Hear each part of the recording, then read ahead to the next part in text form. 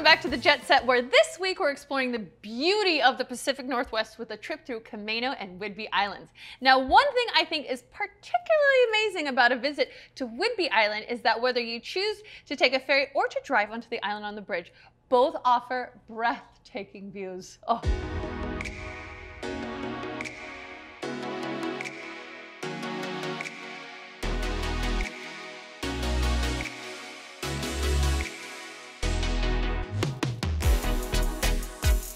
The amazing views you get while riding on the Washington State ferry system are hard to top, but we chose to drive onto Whidbey Island crossing Deception Pass. The dramatic seascape and tidal current below the twin bridges are something not to miss.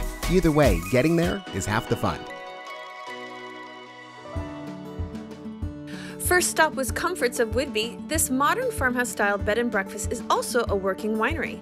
The clean and comfortable rooms also had possibly the best mattresses I've ever experienced. So after exploring Langley here on Whidbey Island all day and then having a delicious meal at Savory Restaurant, I'm back here at Comforts of Whidbey enjoying a beautiful glass of wine because this is a working vineyard. There are even llamas here. I'm enjoying this beautiful view, which is spectacular, and I can't wait to have probably one of the best night's sleep because the beds here are amazing. So make sure you come check out Comforts of Whidbey.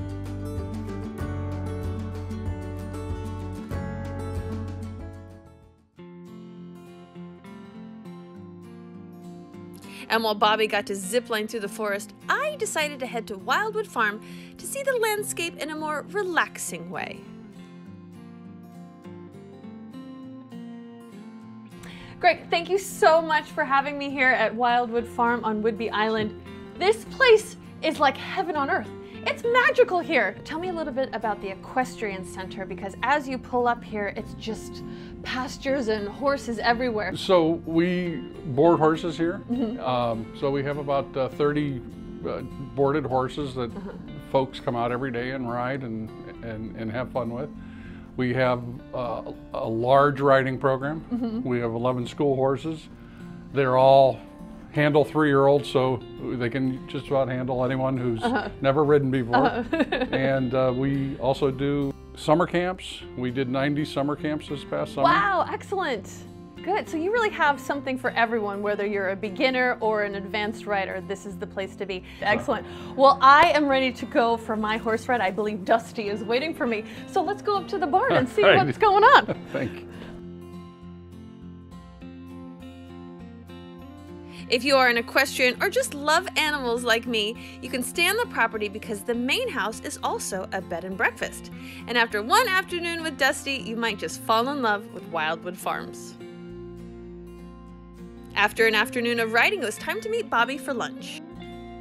And if you're like me, an authentic Neapolitan pizza just might be the perfect lunch. We headed to Chow and met with owner chef Mark Laska to learn about his journey to making Italian pizza. Mark, thank you so much for having us at Chow. It's so awesome to have you. Really, it's just a pleasure. Before Welcome we home. even talk about all the food on the table, I understand you were trained in Italy. It's true.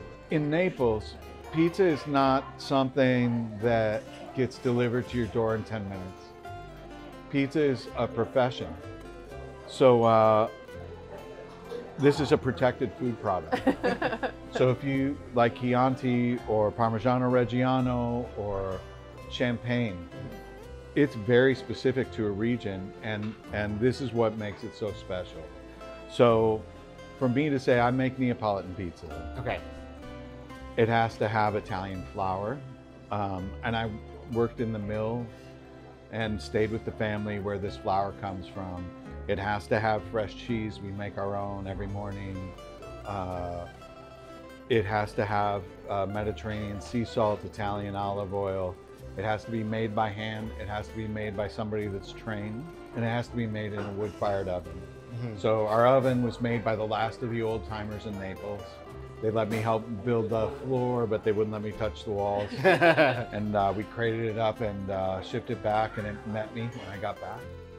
Along with the incredible pizza, you'll find fresh breads, handmade pasta, great wines, and Italian pastries. A meal at Chow is a must while in Coupeville.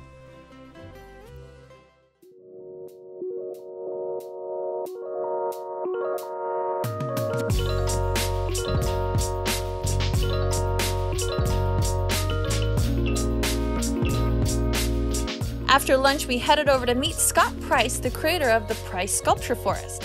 Scott purchased this land with the intention of building a house, but decided he loved the area so much that he wanted to preserve it for generations to come. Combining his love of nature and art, he created this incredible park.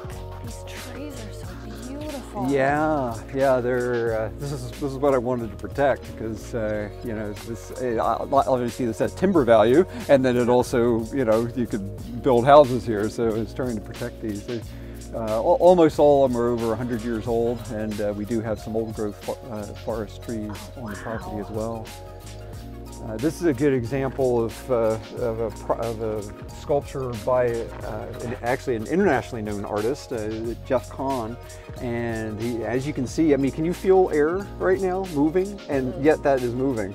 And he builds his kinetic art to be so well balanced that even in this incredibly light breeze, everything he designs moves in less than 2-mile-per-hour breezes, even at that scale. Okay, find it. Is that it? Nope. Here's your quiz for the day. Can I have a hint? Yours is not working, Mickey. What?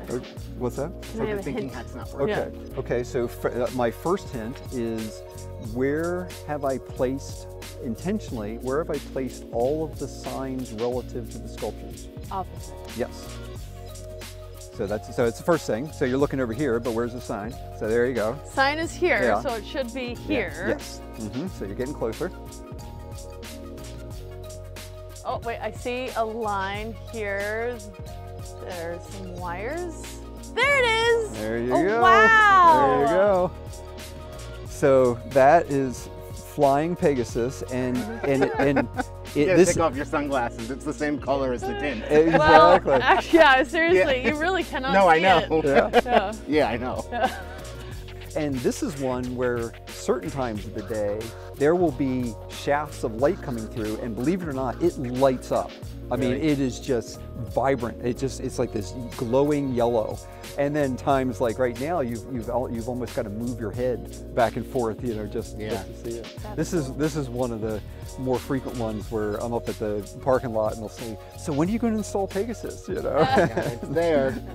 Can you tell us about the QR codes that we're seeing on all of the... Sure. Yeah, there's a free self-guided tour that anybody can use. It pops up on your mobile phone, and you can start from the beginning, or at any point along the trail you can jump in if there's a sculpture you like. Every sculpture has a video of the sculptor standing by their sculpture, and they tell you about the sculpture and its meaning and its background. Oh, that's cool. Bobby, that sculpture garden, It was amazing. it was amazing, but it, like the forest was also part of I know. the sculptures. And it was really hard to find that Pegasus. It was really cool though, wasn't it? was really cool, That though. was awesome. I really liked how community-minded Scott also was as well. He was adorable. And the entire area really has a focus on the community. And I think it's really important that if you visit the island that you consider supporting the community. And one way to do that is by staying at locally owned lodging, and you can find that at WhidbeyIslandBnB.com. We have to take a quick break, but we've got lots more of our island adventure still to come. Don't go anywhere.